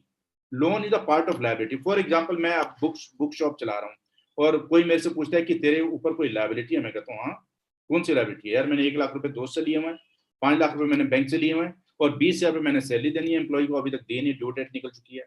तो वो जो 20,000 जो सैलरी अभी तक मैंने अपने सेल्समैन को नहीं दी, वो भी मेरी लायबिलिटी है। जबकि मैंने लोन थोड़ा ना लिया उसे, उसकी ड्यू डेट थी, 1 तारीख को सैलरी देनी थी और किसी वजह से नहीं दे पाया। और 5 तारीख को आप मेरे से पूछते हो कि आपकी कौन कौन सी लायबिलिटी है, तो मैं कहूंगा कि एक लायबिलिटी है जो मैंने सैलरी पे करनी है अपने सेल्समैन की, वो भी मेरी लायबिलिटी है। तो आप ये मत कंफ्यूज होइए कि लायबिलिटी और लोन एक ही बात है। Any owing by the firm, firm ने कुछ भी किसी भी चीज के फ्यूचर में पैसे पे करने हैं जिसकी ड्यू डेट निकल चुकी है, वो ओइंग होती है और वो लायबिलिटी कहलाती है। तो एक बात, अकाउंटिंग इक्वेशन ये आगे, फिर एमसीक्यू आगे। अगर आप ये देखिए, एक तो वीडियो देख लीजिएगा आप, ये जो आप एप्लीकेशन में वीडियो देख लीजिएगा और आपको और कंसेप्ट्स क्लियर हो जाएंगे। और नीचे सारे वो दिए हुए हैं MCQ, true false, unscramble the words, आप इसको ट्राई कीजिएगा और काफी इंटरेस्टिंग लगेगा आपको ये नीचे जो दिए हुए हैं। Now I am going to start accounting equation episode number 3। और एक बात और होती है, anything having money value owned by the firm is called asset of the firm. अभी हमने देखा कि कैपिटल का क्या मीनिंग है, आपने देखा कि लायबिलिटी का क्या मीनिंग है। अब हम जानने जा रहे हैं एसेट्स। आप कहोगे एसेट्स का तो बड़ा सिंपल सा मीनिंग है। आप सही कह रहे हो, एसेट्स का बड़ा सिंपल सा मीनिंग है, इतना टेक्निकल नहीं है। बट इसमें से कुछ स्कूल के बच्चे हैं जो मुझे सिखाना जरूरी है और थोड़ा सा इसका टेक्निकल टच भी है अकाउंटिंग में जब आप एसेट्स की बात कर रहे होते हैं। देखो एसेट्स क्या होती हैं, एक तो उसकी मनी वैल्यू जरूर होनी चाहिए। अगर कोई मेरे को ये कहे कि आपकी कौन कौन सी एसेट्स है, वो कहेगा जी मेरी ईमानदारी, मेरा चरित्र। और भैया क्यों प्रवचन देने शुरू कर दिया विवेकानंद की तरह? ये सारी एसेट्स नहीं होती अकाउंटिंग के लिए। अकाउंटिंग के लिए एसेट्स क्या होती हैं? आपकी बिल्डिंग, आपकी कार, आपकी बाइक, ये सारी एग्जांपल्स हैं एसेट्स के। ये आपका चरित्र, आपकी ईमानदारी, आपकी कमिटमेंट, आपकी नहीं, ये मैनेजमेंट स्किल्स, ये एसेट्स नहीं कहलाती, क्योंकि इसकी एग्जैक्ट मनी वैल्यू नहीं होती। नहीं तो कल मैं कहूंगा जी मेरी ईमानदारी की वैल्यू जो है 50 करोड़ है, तो कौन चैलेंज कर सकता है मेरे को? ऐसा थोड़ा होता है। पर मैं कहूँ हाँ ये मेरा मोबाइल है और ये 500 रुपए का है, ये मेरी एसेट है, क्योंकि इसकी मैं मनी वैल्यू बता सकता हूँ मैं। ठीक है कि नहीं? सो और एक चीज और होती है कि कुछ आइटम्स हमारी लोगों को एक ये भी कंफ्यूजन हो जाता है कि सपोज मैं कहता हूँ कि ये मोबाइल मेरे पास पड़ा हुआ है, ये मेरी एसेट है, आप हो गया हाँ, ऐसा कैसे हो सकता है? मैंने किसी दोस्त से मांगा हो 2 दिन के लिए, मेरा अपना फोन खराब हो गया और मैंने उससे मांग लिया, तो this is my borrowed item, I am not the owner, तो ये मेरी एसेट नहीं कहलाएगी। बोरोड आइटम, मांगी हुई आइटम्स कभी एसेट्स नहीं होती। आपको यहाँ पर टेक्निकली 2 चीजों का मीनिंग समझना पड़ेगा, एक ओनरशिप और एक पोजेशन। पोजेशन का मतलब होता है जो चीज है, इस समय ये मोबाइल मेरे पास पड़ा हुआ है, it is in my possession. पर अगर कोई कहे कि आप इसके ओनर हो या नहीं, इसके बारे में कोई गारंटी नहीं है। हाँ, अगर इस मोबाइल को खरीदने के लिए मैंने दुकान में पैसे दिए, तो फिर मैंने पैसे दे के जो चीज लिया थी उसकी ओनरशिप भी मेरे पास है और पोजेशन भी मेरे पास है। और अगर यही मेरा आज फोन खराब होता है, मैं किसी दोस्त के पास जाता हूँ कि 3 दिन के लिए अपना मोबाइल दे दे, और मैं ले आता हूँ, और पैसे किसने दिए? मेरे दोस्त ने दिया, मैं तो ओनर वही कहलाएगा। हाँ, उसने 3 दिन के लिए मेरा पोजेशन ट्रांसफर कर दिया, पोजेशन मेरे पास हो गया। जब मेरे पास सारा सेट हो गया, मैंने फोन वापस कर दिया, तो इसका मतलब पोजेशन फिर वापस चला गया उसके पास। तो ओनरशिप पहले भी उसके पास थी, अब भी उसके पास है। हाँ, 3 दिन के लिए उसका पोजेशन चेंज हो गया था, दैट्स समथिंग डिफरेंट। तो ये भी आपको कंफ्यूजन क्लियर होना चाहिए कि किसी भी अगर आपकी चीज, किसी भी चीज का पोजेशन आपके पास, it doesn't mean you are the owner. आप ओनर किसी चीज के तभी बन सकते हो जब आप उसकी कीमत अदा करते हो, और जरूरी नहीं है कि कीमत अदा करते हो, कई बार गिफ्ट मिल जाता है, वो भी आपकी एसेट बन जाती है अगर लीगल गिफ्ट मिल गया। फॉर एग्जाम्पल, मेरे बर्थडे पे किसी ने मुझे मोबाइल फोन दे दिया, और वो मोबाइल फोन की सपोज वैल्यू 40,000 रुपीज है, तो मैं कहूंगा दैट इज माई एसेट, जबकि मैंने उसकी कीमत नहीं चुकाई, वो मेरे पास गिफ्टेड आइटम थी और लीगली, तो वो मेरे पास पोजेशन भी है और मेरे पास ओनरशिप भी है। और अगर मैं किसी का मोबाइल चोरी करके आ जाता हूँ, तो वो मेरे पोजेशन में तो हो गया, बट मेरी ओनरशिप नहीं है। ओनरशिप क्यों नहीं है? क्योंकि मैंने उसकी कीमत नहीं चुकाई, और ना ही मुझे किसी ने गिफ्ट दिया, जबरदस्ती चोरी कराया मैं। तो borrowed mean if you have borrowed, for example, ये यहाँ पर एक एग्जाम्पल दिया हुआ है, borrowed items are not assets. If you have borrowed a bike from your friend for a month and it is at your home, you cannot say that you are the owner of the bike. It is in your possession, not ownership. तो एक बात का ध्यान रखिएगा, ownership में जरूरी नहीं है कि पोजेशन मेरे पास हो, पोजेशन अलग चीज होती है, ओनरशिप अलग चीज होती है। तो एसेट्स कौन सी होती हैं? जो भी फर्म आइटम्स को ओन कर रही होती है, जिसकी ओनर होती है, जिसकी कीमत चुकाई होती है फर्म ने, वो फर्म की एसेट्स होती हैं। So all items in your possessions are not your assets. ये टेक्निकल एक लीगल चीज है, आपको जरूर पता होना चाहिए। और generally the ownership of any item can be obtained by paying money or the price, और legal ownership cannot be obtained by stealing। मैं अभी बता रहा था कि कोई चोरी करने से कोई भी ओनर नहीं बन सकता, क्योंकि उसकी कीमत नहीं चुकाई की है। अच्छा, एक बात और ध्यान रखिएगा, अभी मैंने बताया था सेपरेट एंटिटी कंसेप्ट, फर्म की एंटिटी अलग है, ओनर की एंटिटी अलग है। तो as per this rule, separate entity concept, ये अकाउंटेंसी का रूल है, the firm owns the assets not the proprietor. एक बात का ध्यान रखिएगा, अगर मेरी फर्म है, फर्म का नाम है क्लासिक बुक स्टोर, वहां पर 2 लाख की किताबें पड़ी हुई हैं, 2 लाख का फर्नीचर पड़ा हुआ है, 1 लाख का एसी लगा हुआ है, तो ये जो सारी आइटम्स हैं ये एसेट्स है, क्योंकि इसकी कीमत चुकाई गई है। But who is the owner? इसका मालिक कौन है? इसका मालिक क्लासिक बुक स्टोर है, ना कि मैं तो ओनर हूं ना। फर्म का जो भी एसेट्स होती हैं technically they belong to the firm, not the owner. वो अलग बात है कि फर्म एक आर्टिफिशियल पर्सन होती है, अल्टीमेटली वो सारी एसेट्स मेरे पास ही आएंगी जब भी फर्म बेची जाएगी। बट टेक्निकली अकाउंटेंट की नजर में, कानून की नजर में, कोर्ट की नजर में, जितनी भी एसेट्स हैं they belong to the firm. अगर आप ये वाला रूल नहीं मानोगे तो आप अकाउंटिंग नहीं सीख पाओगे। और दूसरी बात है कि मैं आगे और पॉइंट्स ले रहा हूं, firm and owner are different persons and accounting is done for the firm, not the owner. अगर आप किसी फर्म के अकाउंटेंट हैं, तो आप जो भी सोचेंगे वो फर्म की नजर से सोचेंगे, तभी आप ट्रांजेक्शन कर पाएंगे, नहीं तो ओनर की नजर से नहीं कर पाएंगे। फॉर एग्जाम्पल, जब ओनर अपने घर से 50,000 रुपये लेके वो बिजनेस में लगा देता है, अगर आप फर्म की नजर से देखेंगे तो 50,000 रुपये आए हैं, और अगर आप ओनर की नजर से देखेंगे तो 50 रुपए घर से गए हैं, आप छोड़ दीजिए ओनर की नजर से, आप फर्म की नजर से सोचेंगे, तो आप अकाउंटिंग जब करेंगे, ट्रांजेक्शन नोट करेंगे, तो आप ये नोट करेंगे कि आज फर्म में 50,000 रुपए आए हैं, ठीक है कि नहीं। और एक बात का ध्यान रखिएगा, एक टेक्निकल और चीज है, any money to be received in future is called asset. Asset का मतलब यही नहीं होता है मेरे पास मोबाइल है, मेरी कार है दुकान पे, या बुक्स पड़ी हुई हैं, या फर्नीचर पड़ा हुआ है, ये मेरी एसेट्स है, ये तो है ही है। इसके अलावा अगर कोई भी ऐसा पैसा जो हमने फ्यूचर में वसूल करना है, वो भी हमारी एसेट्स होती हैं। फॉर एग्जाम्पल, आज मैं दुकान पे बैठा हूँ अपनी क्लासिक बुक स्टोर में, और मेरा एक दोस्त आया पुराना, कहता भी क्या हाल है, मैंने कहा बहुत बढ़िया, दुकान कैसे चल रही है, बहुत बढ़िया चल रही है, आज तेरी एसेट्स कितनी है, मैंने कहा एसेट्स कितनी है, ये 2 लाख की बुक्स है, 2 लाख का फर्नीचर है, 1 लाख का एसी है, 5 लाख, और 1 लाख रुपए मैंने कस्टमर से लेने हैं। अभी किसी स्कूल में लाइब्रेरी को बुक्स बेची हैं, वो 2 महीने बाद पैसे दे जाएंगे, क्रेडिट पे ले गए हैं, वो जो मैंने 1 लाख रुपए स्कूल से लेने हैं, वो भी मेरी एसेट्स है। तो अगर मैं एसेट्स की लिस्ट में बनाऊंगा, उसमें बुक्स भी लिखूंगा, उसमें फर्नीचर भी लिखूंगा, एसी भी लिखूंगा, और साथ में क्या लिखूंगा, the money to be received in future, वो भी मेरी एसेट होगी। तो एसेट्स की लिस्ट में ये भी एक चीज आती है, any money to be received in future is called asset, right. अब सवाल ये होता है कि एसेट्स जो है कितने टाइप की होती हैं। एक तो कितने एंगल से एसेट्स को डिफाइन किया, any item owned having money value. एक तो आपकी दुकान में जितने भी चीजें पड़ी हुई हैं जिसकी मनी वैल्यू है, मॉनेटरी वैल्यू है, और आप उसके ओनर हो, मतलब आपने उसकी कीमत चुका के अपने पास लिया या गिफ्ट लिया, वो आपकी एसेट्स होंगी। और दूसरा क्या होता है कि any money to be received in future, अगर आपने दुकान पे बैठे हैं और कोई भी फ्यूचर में आपने पैसा वसूल करना है, फॉर एग्जांपल कस्टमर से, वो भी एसेट्स की लिस्ट में आएगा आपका। और any money paid in advance but the benefit will be received in future, वो भी आपकी एसेट कहलाएगी।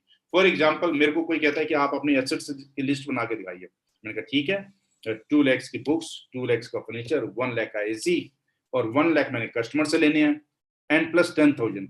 वो पूछता भाई ये 10,000 किस चीज की है, मैंने कहा कि ये 10,000 मैंने अपने सेल्समैन को एडवांस में दिया, उसको कुछ चाहिए थे पैसे, मजबूरी थी उसको कुछ, तो मेरे से 10,000 रुपये एडवांस में ले गया, और वो कह रहा है कि मैं बाद में जो है आपको अगली बार सैलरी नहीं दूंगा, मतलब उसके बदले में वो दुकान पे काम करेगा। तो ये कैसे पैसे हैं, any money paid in advance but the benefit will be received in future. इसका मतलब आज जो मैंने उसे 10,000 रुपीज दिया मैं, उसके बदले में वो मेरे पास 15 दिन की जॉब भी करेगा फ्यूचर में, और पैसे नहीं लेगा, इसका मतलब उसका बेनिफिट मुझे फ्यूचर में मिलने वाला है, ये भी मेरी एसेट कहलाएगी। इसे बोलते हैं प्री पेड सैलरी, जो मैं अभी बता रहा था, या सैलरी पेड इन एडवांस। तो कोई भी एक्सपेंसेस जो आपने एडवांस में पे कर दिया पर बेनिफिट आपको बाद में मिलेगा, वो भी आपकी एसेट्स होती हैं। तो ध्यान दें कि ये एसेट्स को इस एंगल से दिखाया जाता है, anything owned by the firm having money value. पर ध्यान दें, अगर कोई ऐसी चीज है, ये चरित्र, ईमानदारी, मेरे पास चरित्र है, मेरे पास ईमानदारी है, मेरे पास ये है, अगर इनकी इनकी मनी वैल्यू नहीं होती, इनको आप एसेट्स की लिस्ट में नहीं ला सकते। Be careful. ये एक स्पिरिचुअल बातें हैं, और दूसरी बातें हैं ये, ना कि इसमें अकाउंटेंसी में इन चीजों का कोई रोल नहीं है। अच्छा, अब फॉर एग्जाम्पल आपको थोड़ा सा अब ट्रांजेक्शन्स करके दिखाते हैं कि अकाउंटिंग इक्वेशन में क्या होगा। फॉर एग्जाम्पल, किसी फर्म में 5,000 की कैपिटल है और 5,000 का कैश पड़ा हुआ है फर्म में, ये पोजीशन चल रही है। आप जानते हो, ये अगर आपने अकाउंटिंग इक्वेशन करनी है, ट्रांजेक्शन्स को नोट करना है, बिजनेस ट्रांजेक्शन्स को आपने नोट करना है, तो पहले कॉलम में आप लिखेंगे ट्रांजेक्शन्स, दूसरे में आप लिखेंगे कैपिटल प्लस लायबिलिटी, तीसरे में लिखेंगे आप एसेट्स। कैपिटल प्लस लायबिलिटी हमेशा एसेट्स के इक्वल होते हैं। सपोज किसी ने 1,000 की सैलरी पे की किसी फर्म में, तो क्या होगा उससे, एक तो 1,000 का कैश कम हो जाएगा। पहले कैश कितना पड़ा हुआ था, 5,000 का, 1,000 का कैश चला गया दुकान से, तो कैश कितना रह गया, 4,000। कैश आपकी एसेट है ना। और कैपिटल कितनी रहेगी, जब भी कोई आप एक्सपेंसेस करते हैं, एक्सपेंसेस से क्या होता है, कैपिटल रिड्यूस कर दी जाती है। तो कल आपकी कैपिटल थी 5,000, जो ही आज आप 1,000 की सैलरी देंगे तो आप कैपिटल में से रिड्यूस कर देंगे, कैपिटल कितने की रह जाएगी, 4,000 की। तो आप कह सकते हो कि आज की डेट में आपकी कैपिटल 4,000 है, कोई कैपिटल नहीं है, आपकी कोई लायबिलिटी नहीं है, और इसमें आपके पास एक ही एसेट पड़ी हुई, और एसेट क्या है, 4,000। कैश हमारी एसेट है ना, तो आपके पास एसेट पड़ी हुई है एक ही 4,000।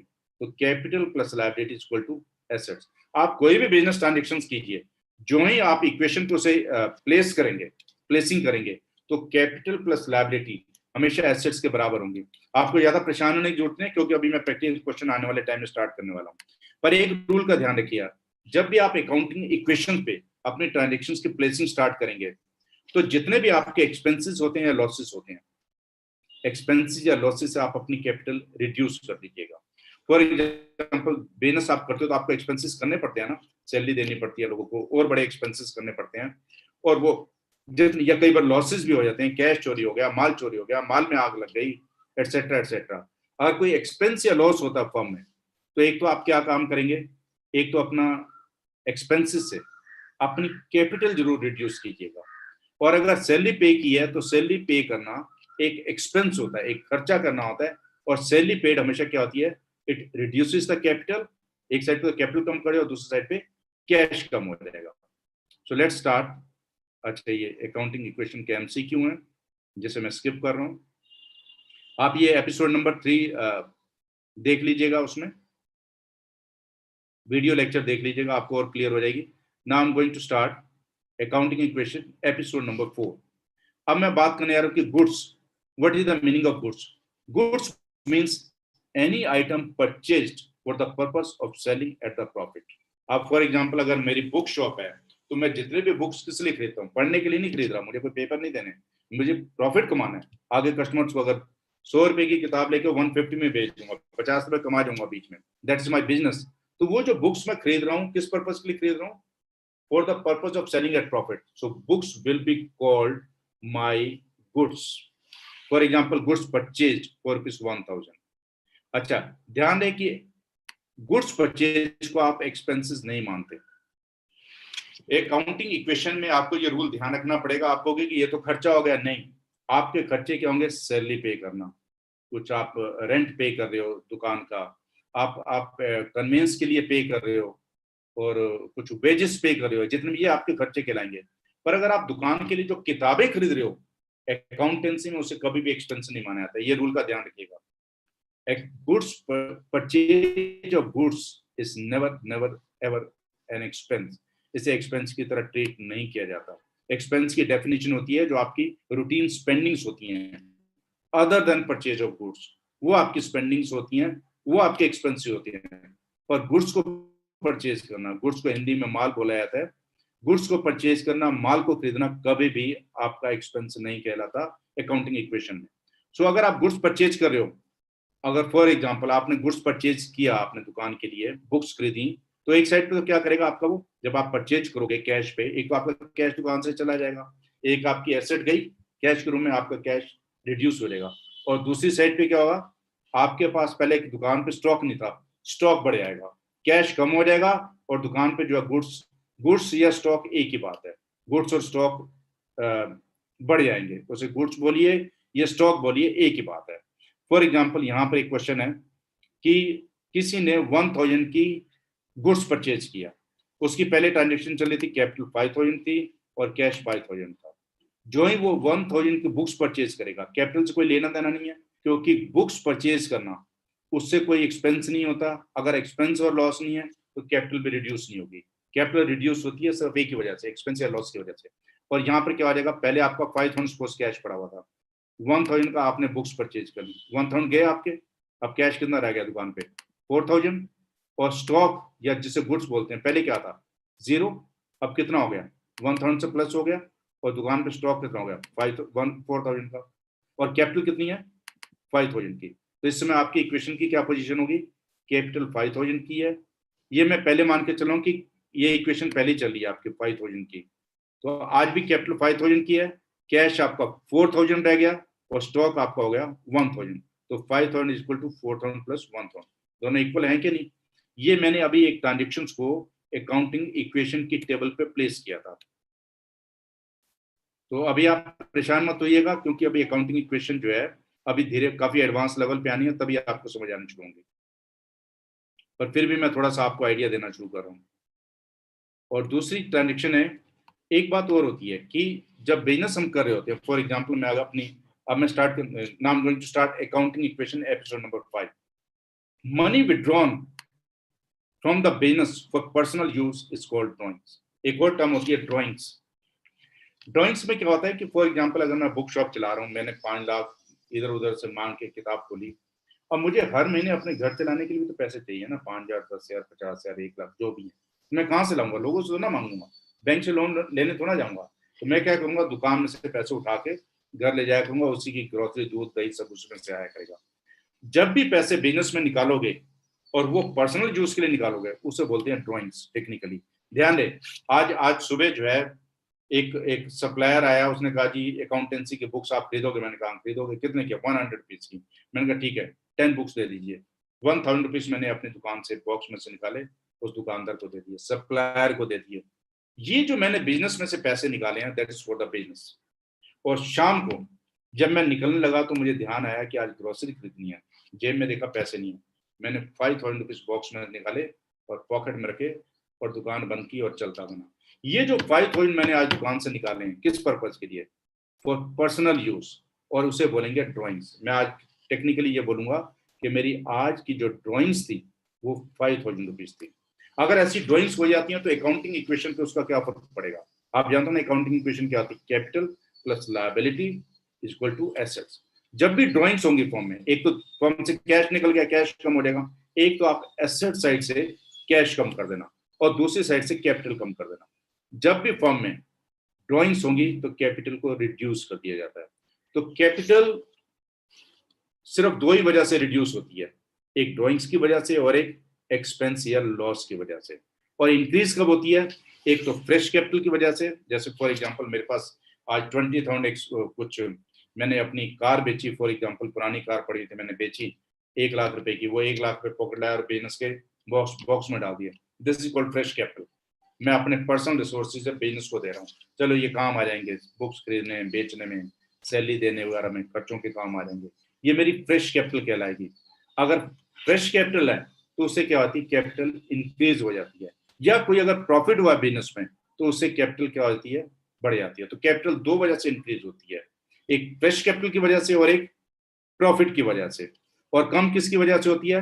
या ड्रॉइंग्स की वजह से या लॉस की वजह से। ध्यान रखना, कैपिटल भी कम होती है और बढ़ती है। कैपिटल कम किस वजह से होती है? Expenses and losses plus drawings. और कैपिटल इंक्रीज किस वजह से होती है? Fresh capital plus profit. अगर कोई भी ट्रांजेक्शन में आपको प्रॉफिट हुआ है तो उसे कैपिटल बढ़ा दी जाएगी। अब एक प्रैक्टिकल क्वेश्चंस करते हैं कि उसे एक ट्रांजेक्शन को हम उसे प्लेस करेंगे अकाउंटिंग इक्वेशन में। सपोज ट्रांजेक्शन है sold goods to C, costing rupees 500 for 2000। हमने आज सी को गुड्स बेची, 500 रुपीज की उसकी कॉस्ट थी। फॉर एग्जाम्पल 500 की बुक थी, हमने जो खरीदी थी, हमें जो कॉस्ट पड़ी थी, और 2000 रुपीज में कस्टमर को बेच दी। हो गया ना 1500 रुपीज का प्रॉफिट। पर इसमें मैंने आपको बताया था कि capital decreases if there is a loss in any transaction और या ड्राइंग्स की वजह से। पर यहाँ हमें तो क्या हो रहा है? यहाँ पर प्रॉफिट हो रहा है, और प्रॉफिट क्या होता है? कैपिटल बढ़ा दी जाती है। तो इस केस में आप क्या करेंगे? ये ट्रांजेक्शन है, सपोज इसको ट्रांजेक्शन में बता रहा हूं आपको कि 500 का सामान हमने 2000 में भेज दिया, और वो भी क्रेडिट पर। हमने कस्टमर आया, एक सी, सोल्ड गुड्स टू सी, एक कस्टमर आया सी, उसने कहा कि मेरे को बुक चाहिए। मैंने कहा ये लो 500 वाली बुक मैंने उसे 2000 रुपीज में दे दी। मैंने कहा पैसे? कहता पैसे तो मैं आपको 2 महीने के बाद दूंगा। तो कोई बात नहीं, तो चलता है बिजनेस में, 2 महीने बाद भाई साहब दे जाइएगा। कहता जरूर दे जाऊंगा। तो आज मैंने सामान बेचा, वो भी उधारा, पर 500 वाला 2000 में। पैसे तो नहीं आए, पर पैसे के बदले में प्रॉमिस आ गया, तो इट्स ओके। तब भी क्या होगा? पर मुझे आज 1500 का प्रॉफिट हो गया। अब आप ये मत कहना कि पैसे तो अभी आए नहीं, पैसे बाद में आते रहेंगे। पैसे नहीं आए तो प्रॉमिस आ गया, उसे भी हम प्रॉफिट में ही ले लेंगे। तो 500 वाली चीज 2000 में बेची है, पर पैसे नहीं आए, तो मुझे 1500 का प्रॉफिट हो गया। तो इस सिचुएशन में मैं क्या करूंगा? आप सपोज कोई ट्रांजेक्शन धीरे धीरे चली थी, ट्रांजेक्शन नंबर 3 है, तो 1500 का प्रॉफिट हो गया। मैं क्या करूंगा? कैपिटल बढ़ा दूंगा। सपोज कैपिटल मेरी 5000 थी, कैपिटल बढ़ के कितनी हो जाएगी? 6500 की। कैश पहले भी 4000 का था, अब भी 4 करेगा, क्योंकि कैश तो देने के लिए। पर हाँ, सपोज स्टॉक पहले पड़ा हुआ था मेरे पास, गुड्स पड़े तो 1000 की दुकान पे, 500 की बुक गई, अब मेरे पास दुकान पे कितना रहेगा सामान? 500 का। मेरा कहने का मतलब है कि पहले सपोज 1000 की बुक्स पड़ी हुई थी दुकान में, बीच में 500 की कॉस्ट पे निकल गई, बाकी किताबें कितने की रहेगी? 500 की। पर ये जो कस्टमर है, ये पैसे मैंने फ्यूचर में लेने हैं, ये हमारी एसेट्स होती हैं। मैंने पहले ही बताया था कि any money to be received in future is called asset, और इस एसेट को क्या बोलेंगे? Debtor, DEBTOR। इसे डेप्टर नहीं बोला जाता, कई लोग इसे डेप्टर बोलते हैं, गलत इंग्लिश है, बी साइलेंट होता है, डेटर्स। तो आप डेटर्स जो है 2000 के बढ़ा देंगे, तो आपके डेटर्स कितने बनेंगे? 2000। आपका बिजनेस इस समय क्या कह रहा है कि इस समय बिजनेस में कैपिटल 6500 की है, कैश दुकान पे पड़ा हुआ 4000 का, दुकान पे माल कितना पड़ा हुआ, गुड्स कितना पड़ा हुआ है, स्टॉक कितना पड़ा हुआ है, स्टॉक या गुड्स 500 का, और लोगों से पैसे कितने लेने, कस्टमर से आपने 2000। जब आपने किसी कस्टमर से पैसे लेने होते हैं, उस कस्टमर को बोलते हैं debtors. Be careful. So any money to be received in future from the customer, credit customer, उस कस्टमर को डेटर बोला जाता है। अच्छा, एक और फॉर एग्जाम्पल, एक एग्जाम्पल है कि cash taken for private use ₹300, ये ट्रांजेक्शन है। आज मैंने 300 रुपीज दुकान से निकाले प्राइवेट यूज के लिए और घर चला गया, इसे क्या बोलते हैं? Drawings. Cash taken from private use for, इसकी अकाउंटिंग इक्वेशन में प्लेसिंग कैसे करेंगे? बी केयरफुल, क्योंकि ये बड़ा कम्पैक्ट कोर्स है, मैं काफी फास्ट जा रहा हूँ, तो इसके लिए आपको थोड़ी सी हेल्प लेनी पड़ेगी। वीडियोस आप देख लीजिएगा, घर जाकर थोड़ी सी बुक्स भी पढ़ लीजिएगा ये वाली, तो और क्लैरिटी आ जाएगी आपकी। फॉर एग्जाम्पल, आपकी 5,000 की कैपिटल चली थी फर्म में और 5,000 कैश चला था।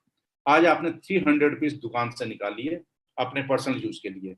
आप जानते हो ड्राइंग से हमेशा क्या होता है? कैपिटल कम हो जाती है, तो कैपिटल 5,000 में से 300 लेस कर दीजिए ट्रांजेक्शन नंबर 2 से, और कैपिटल कितने की रह जाएगी? 4700 की। एसेट्स को पहले कैश पड़ा होता है दुकान पर 5,000 का, 300 कैश निकल गया, अब दुकान पे कैश कितना रह गया? 4700। तो आप कह सकते हो इस समय कैपिटल फॉर्म में कितनी है? 4700। लायबिलिटी कितनी है? 0।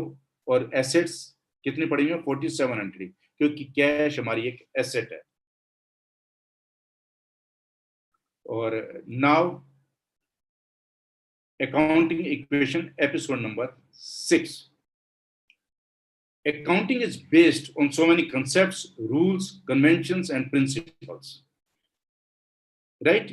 And every student of the accountancy must be familiar with all of them. अभी मैंने बताया था कि अकाउंटेंसी में बहुत सारे अभी तक आपने एक ही कंसेप्ट सीखा, that is separate entity concept. वो क्या कहता है कि फर्म और owner, there are two people, they are different people. Firm is artificial person and the owner is the real person. And accounting is done for the firm, not for the accountant. Means accounting is done from the point of view of firm, not the owner. तो वो आपको जरूर आने चाहिए, वो धीरे धीरे बीच में आते रहेंगे, मैं सिखाता जाऊंगा। एक और रूल है अकाउंटेंसी का, आपको पता होना चाहिए कि books must be closed after every 12 months. This rule concept is called accounting period concept. मैंने आपको बताया था कि अकाउंटिंग साइकिल सिखाया जा रहा है आपको, कि हर एक ट्रांजेक्शन्स को आप अकाउंटिंग इक्वेशन में प्लेस करते चले जाएंगे। ये नहीं आप लगातार करते जाओगे, हर साल के एंड में। और वो साल कब खत्म होता है इंडिया में? 31 मार्च। वैसे जो हमारा ग्रेगोरियन कैलेंडर है वो तो 31 दिसंबर को हमारा साल खत्म होता है, वो अलग कैलेंडर है। पर जो अकाउंटिंग के लिए जो साल खत्म होता है वो होता है 31 मार्च को। दिस इज द सरकार की ये वो है। तो हर 31 मार्च को आप एक क्या काम करेंगे, जब अगर आप अकाउंटेंट बनते हैं तो आप बाजार जाइए और एक रजिस्टर लेके आइए, इस टाइप की लाइंस खींच लीजिए, लाइंस ड्रॉ कर लीजिए, जैसे मैंने फॉर्मेट बताया आपको, और जितने भी ट्रांजेक्शन्स हैं, जितनी ट्रांजेक्शन करते हैं उसमें नोट करते जाओ। क्या माल खरीदा, क्या बेचा, कितने पैसे दिए, कितने पैसे आए, कितनी ड्राइंग्स हुई, कितने एक्सपेंस हुए, आप उस पर प्लेस करते जाइए अकाउंटिंग इक्वेशन में। और ठीक 31 मार्च को आप उसे क्लोज कर दीजिए, बुक्स क्लोज करके खत्म। This is for 2020 and 2021। फिर आपकी नई बुक स्टार्ट हो जाएगी 22-23 के लिए। तो उसे जब आप नई किताब लगा लेते हैं, पुरानी को आप क्लोज कर देते हैं, that's called closing of the books, means closing of the accounting books. तो अब ये क्वेश्चन है कि हर 12-12 महीने बाद क्यों बंद होता है, हर 6-6 महीने बाद ही क्यों ना किताबें बंद करें? नहीं, हम साल के साल ही बंद करते हैं, after every 12 months। This is the rule in the whole world. और इस रूल को बोलते हैं अकाउंटिंग पीरियड कंसेप्ट, कि अकाउंटिंग का पीरियड कितने मंथ्स का होता है? 12 months का होता है। कि books of the firm, means accounting books of the firm must be closed after every 12 months। ठीक है जी। Every government fixes the date of closing of books for the firm in that country. Most popular date is 31st March every year. In India it is 31st March. ठीक है, India में भी 31 मार्च है। अगर आप न्यूजीलैंड जाएंगे, Australia जाएंगे, England जाएंगे आप, और कनाडा जाएंगे, एक्चुअली ये जो 31 मार्च की जो डेट दी गई है, ये जो फिक्स की गई थी, ये अंग्रेजों ने की थी, ब्रिटिशर्स ने की थी। जब ब्रिटिशर्स जब तक इंडिया में नहीं आए थे तो हमारे यहाँ बुक्स का कोई खास सिस्टम नहीं होता था, पर फिर भी जो नोटिंग किया जाता था अपने खास अंदाज से नोटिंग होती थी। हमारे यहाँ भी अकाउंटिंग होती थी इंडिया में, ये वाली तो नहीं, वो एक अलग सिस्टम होता था अकाउंटिंग का। जनरली लोग दिवाली वाले दिन बंद किया करते थे, जो हिंदू लोग होते थे। और अगर आप पंजाब वाली साइड पे, वो बैसाखी वाले दिन किताबें बंद किया करते थे, उनके लिए वो क्लोजिंग होती थी। और जो मुस्लिम्स लोग हैं वो ईद वाले दिन बंद किया करते थे हर साल। तो वो सिस्टम था, ऐसी कोई इनकम टैक्स नहीं देने पड़ता हिसाब से। पर आज की डेट में वक्त बदल चुका है। तो आजकल जो है पूरे इंडिया में जो बुक ये जो सिस्टम चला है वो ब्रिटिशर्स ने चलाया है। वो 31 मार्च इसलिए डेट रखेगी क्योंकि फरवरी मार्च में हमारा फरवरी मार्च में हमारा जो है हार्वेस्ट होता है, फसल वगैरह करते हैं। क्योंकि पहले जितनी भी कमाई होती थी वो एग्रीकल्चर बेस्ड हुआ करती थी उस टाइम में। तो इसलिए ब्रिटिशर्स ने जो डेट रखी हुई तो 31 मार्च रखी हुई थी। वो बेसिकली सारा उनका रोल था एग्रीकल्चर से, क्योंकि सारी कटाई होती है वो फरवरी मार्च में होती थी मेनली। तो इस पॉइंट ऑफ व्यू से उन्होंने 31 मार्च रखी थी। वो डेट आज भी सैकड़ों साल से वही डेट चल रही है, आज की डेट में 31 मार्च चल रही है। तो और एक बात और होती है कि आप जब क्वेश्चन होता है कि जब 31 मार्च आएगा, क्लोजिंग आएगी बुक्स की, उस दिन क्या किया जाएगा? उस दिन दो चीजें बनाई जाती है मेनली। एक सबसे पहले बनाई जाती है बैलेंस शीट, उस दिन बनाई जाती है। और balance sheet is also called the position statement. It tells us about assets and liabilities. वैसे तो ये जो आपकी अकाउंटिंग इक्वेशन है, इसमें कैपिटल भी पता लग रही होती है, लायबिलिटीज भी पता लग रही होती है, और एसेट्स भी पता लग रही होती है। यही बैलेंस शीट बन जाती है। जो लास्ट इक्वेशन होती है वही हमारी बैलेंस शीट होती है। जो 31 मार्च को हम क्या करेंगे, वो जो रजिस्टर हमने मेंटेन किया हुआ है उसको हम क्लोज कर देंगे, और उस पर हम प्रॉफिट निकालेंगे। और वो capital plus liabilities equal to assets, उनकी हम लिस्ट बना लेंगे। और वो जो लिस्ट बनाई जाएगी कैपिटल, लायबिलिटीज और एसेट्स की, ईच एंड एवरी आइटम की, उसे बैलेंस शीट बोला जाता है, या उसे बोला जाता है position statement. It tells us about assets and liabilities of the firm. और उस दिन एक खास फॉर्मूला लगा के प्रॉफिट भी कैलकुलेट किया जाता है। मैं आपको थोड़ा सा प्रोसेस बताता हूँ कि कैसे किया जाएगा। फॉर एग्जाम्पल, आप अकाउंटेंट बने किसी फर्म के तो आपने अपने बॉस को बोला कि आप जितना भी खरीद रहे हो, बेच रहे हो, मुझे बताते हैं। ये मैं कॉर्नर में बैठा हूँ, सपोज आप दुकान पे ही बैठ गए, और आपका बॉस, आपका जो ओनर है, वो जितना बता लिख रहा होगा वो आपको बताता जाएगा, और आप अकाउंटिंग इक्वेशन में नोट करते जाइए। और ठीक 31 मार्च को रोज आइए और नोटिंग करके चलते जाइए। 31 मार्च को आप रजिस्टर को बंद कर दीजिए। आपके पास जो भी कैपिटल होगी, लायबिलिटीज होंगी, जितनी भी एसेट्स होंगी, वो आप नोट कर लीजिए। एक खास फॉर्मूला बताऊंगा, उससे प्रॉफिट भी पता चल जाएगा, साल में कितना कमाया। फॉर एग्जाम्पल, फर्म ने 1 लाख रुपए प्रॉफिट कमाया साल का। मैं आपको एक इमेजिनरी स्टोरी बता रहा हूँ। तो उस दिन क्या करना पड़ेगा, आपके पास बुक्स हैं, एक अकाउंटिंग वो इक्वेशन की बुक है। 1 लाख का प्रॉफिट है, सपोज इंडिया में 10% इनकम टैक्स देना पड़ता है। तो 1 लाख पे 10% कितना हुआ?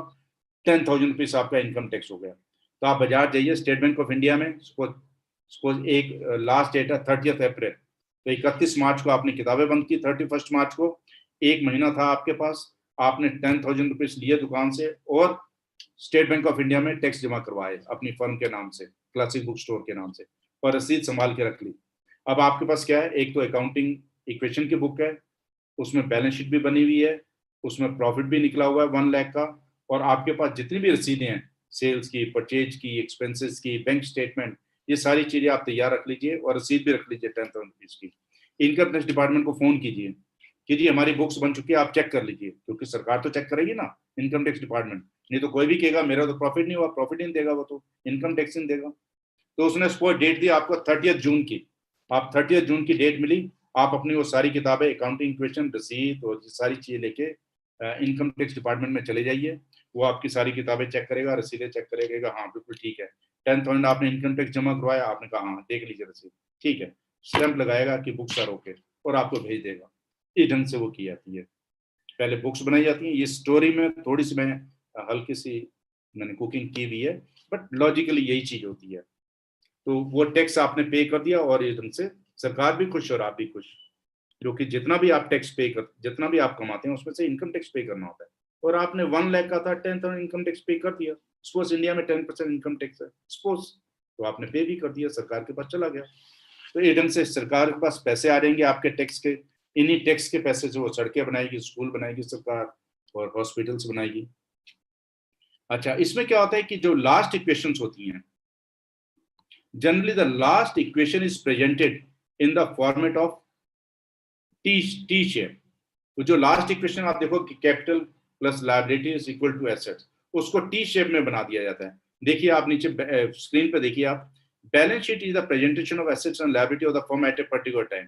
आपने देखा बैलेंस शीट कैसे बनाई है, एक टी बनाया उन्होंने, तो एक लेफ्ट हैंड साइड होगी, एक राइट हैंड साइड होगी। लेफ्ट हैंड साइड होगी capital plus liability and amount, asset side and amount. यहाँ पर कैपिटल और लायबिलिटी और यहाँ लिस्ट बना दी जाती है एसेट्स की।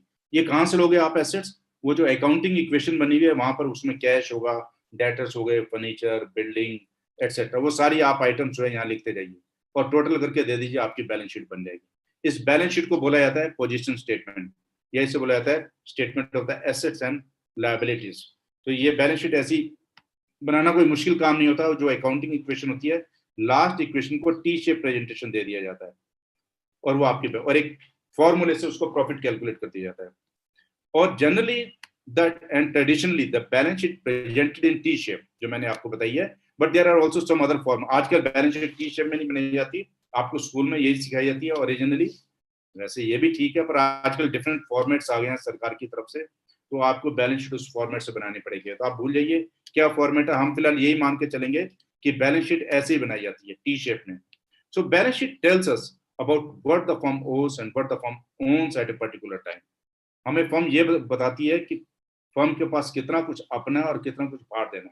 बाहर देना मतलब ओस मींस लायबिलिटीज, और कितना ओन है, कितनी ओनर है, वो एसेट्स होती हैं। तो basically balance sheet is the statement of assets and liabilities. और कैपिटल को, जो कैपिटल होती है वो भी फर्म की एक लायबिलिटी होती है। वो कैसे होती है लायबिलिटी, मैं आपको बताता हूँ। फॉर एग्जाम्पल, मैंने बिजनेस स्टार्ट किया, 2 लाख रुपए से बुक शॉप खोली। व्हाट इट मीन्स कि मैं 2 लाख रुपए मैंने अपनी सेविंग्स अपने घर से, बैंक से निकाली और मैंने फर्म को हैंड ओवर कर दी। अगर मेरी नजर से सोचोगे तो 2 लाख रुपए गए, और फर्म की नजर से देखोगे तो 2 लाख रुपए आए। अकाउंटिंग की जाती है फर्म की नजर से, तो 2 लाख रुपए फर्म में आए। अकाउंटिंग हमेशा अकाउंटेंट जो है वो फर्म के लिए क्या करता है, ठीक है, इस बात का ध्यान रखिएगा। और ये जो कैपिटल है, ये जो है फर्म की लायबिलिटी होती है टुवर्ड्स द ओनर। एक ऐसी लायबिलिटी होती है जो कभी चुकानी नहीं होती, बट है तो लायबिलिटी ना। जस्ट लाइक फर्म ने मेरे से 2 लाख रुपए उधार लिया हुआ है, तो मेरी एसेट है पर फर्म के लिए लायबिलिटी है। इसलिए capital is always a liability of the firm. किसके लिए? टुवर्ड्स द ओनर, किसी बाहर को नहीं देनी। इसलिए कई बार ये भी बोला जाता है capital is an internal liability of the firm. Liability तो है पर इंटरनल, इंटरनल मीन्स अपने ही मालिक को पैसे देने हैं। ये कब देने होते हैं? जब बिजनेस कभी खत्म होगा, जब बिकेगा, तब फर्म पैसे देगी उसे। अदरवाइज फर्म हमेशा लाइफ टाइम के लिए अपने पास रखेगी। So capital is also a liability of the firm towards the owner. Capital is an internal liability of the firm. अच्छा, इसके बाद ये इसके इक्वेशंस वगैरह, एमसीक्यू वगैरह आप ट्राई कीजिएगा। फिल इन द ब्लैंक्स भी हैं, ट्रू फॉल्स भी हैं, अनस्क्रैम्बल द वर्ड्स भी हैं। Now I am going to start accounting equation episode number 7। अगर आप देखेंगे इसमें लिंक भी दिया हुआ है यूट्यूब का, और अगर आप उसमें उसमें भी 7 o'clock, sir. हाँ, it's 7 o'clock. Yes, sir. Right. So we can take it in next class. ठीक है, हम जो है इसे अगली क्लास में स्टार्ट करेंगे, क्योंकि तो अगर कोई भी आपका क्वेश्चन हो तो आप मुझे व्हाट्सएप पर आप पूछ सकते हैं, कोई दिक्कत वाली बात नहीं है। I will explain you. Right, and thank you very much, and see you tomorrow. Right? हाँ जी, आप दीप्ति जी कुछ कहना चाहेंगे आप? Thank you, sir. Very wonderful presentation, Right. and it was really spellbound, and we were hooked for complete 1.5 hours session आपने लिया, और काफी अच्छा explanation था। बहुत ही लेमन एंड सिंपल लैंग्वेज में एक्सप्लेन किया कि even a new person can understand the basic of accounting. Now our target at Profound Mentors for launching this course is कि accounting should become the household word. Every Indian should know basics of accounting. सभी को basics of accounting आए, ताकि वो अपनी day to day requirements, their own financial budgeting, उनका business, everything they can manage. In fact before going for a accounting on technical, that is on doing on tally or using any software, आपको basics debit and credit आना चाहिए, जो कहीं भी इतना explanatory वे में नहीं समझाया जाता है. In fact once you cross the particular level of your life, like after 25-20, you cannot go to any class. You have any difficulty in your business या profession, या कई engineers जो banking join करते हैं, या engineering students who opt for MBA, and many other problems are there. So here is this class where any age group person can approach us, join us, and I have sent in the YouTube chat my number, WhatsApp number. You can please WhatsApp your attendance in this session. I'll send you the Google form to claim the ebook, 60 recorded videos. आप सबसे request है कि Google form जरूर भरिए, WhatsApp message करिए, and become part of our WhatsApp group also. So please give your presence. Plus we will offer the accounting certificate also. आपको certificate of joining देंगे, जो ये 5 days कोर्स है from Profound Mentors our company. See, Profound Mentors, our company is academics is a wing, and through this accounting course we are trying कि आप सबका during this COVID period खासकर that utilization of time हो and maximum learning we are able to impart you. And I'm very sure that after 5 days definitely आप यहाँ से बहुत कुछ लेके जाएंगे. एक paradigm shift in your vision, your confidence to handle your work, confidence to handle your day-to-day personal finance. There will be a boost in that. Plus इसलिए आप Google form जरूर fill करिए. Plus share your number, Gmail, so that you will stay connected with us as we are, and subscribe to the Profound Mentors channel so that आपको regular notifications मिलते रहे. Accounting के साथ ही हम लोग कई सारे दूसरे कोर्सेज एंड वेबिनार्स लेके आ रहे हैं, जो कि यूट्यूब पे रहेंगे available. Like we have public speaking, making effective PPT, and every minute counts is the another webinar which we plan for time management. We also have for startups, company startup entrepreneurs के लिए course ला रहे हैं. We on 18th we are launching course on 2 hours का session है, that is on LODR 2015 and recent changes in Companies Act 2013.